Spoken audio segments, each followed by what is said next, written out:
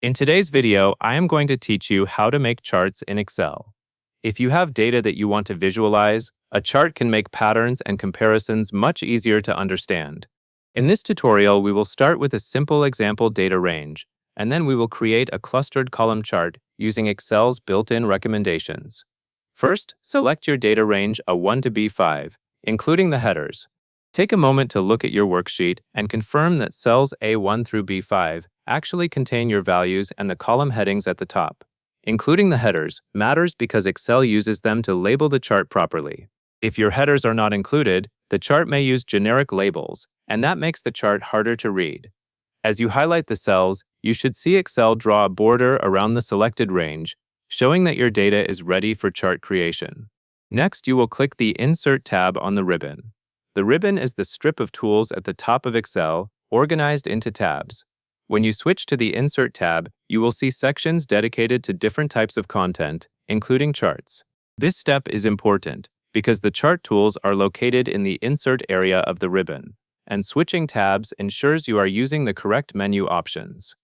After you open the Insert tab, look for the Charts group. This is the section that contains chart commands. Then, click Recommended Charts. Recommended Charts is helpful because Excel will analyze your selected data and suggest chart types that typically fit the structure of your values. By using this option, you avoid guessing which chart style will work best, and you can move forward quickly.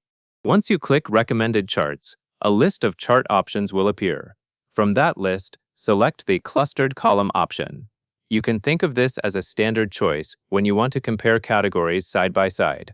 Make sure you choose the Clustered Column style, not a different variant like a stacked column or a line chart. At this stage, you should be able to see a preview, which helps you confirm that the chart matches what you expect to visualize. Now click OK to insert the chart onto your sheet. This is the point where Excel actually draws the chart using the data you selected. After you confirm with OK, the chart will appear in your worksheet, usually in the general area where Excel thinks it fits best.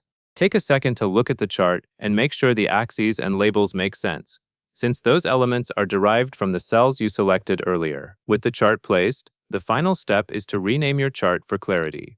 Double-click the Chart Title text box. The title area should become editable, and you should see a text cursor appear inside the title field. This is where you can type a more descriptive name that explains what the chart represents. For example, you might adjust the title to match the topic of your data, such as what the categories are or what the numbers measure. After you rename the chart title, click anywhere outside the title box or press Enter to confirm the change. This ensures your new title is saved and displayed properly. If you ever need to tweak the title again, you can simply double-click the chart title text and edit it once more. And that covers the essential process. Select your data range with headers. Open the Insert tab, choose Recommended Charts, select Clustered Column, confirm with OK, and then rename your chart title. And that is all there is to it.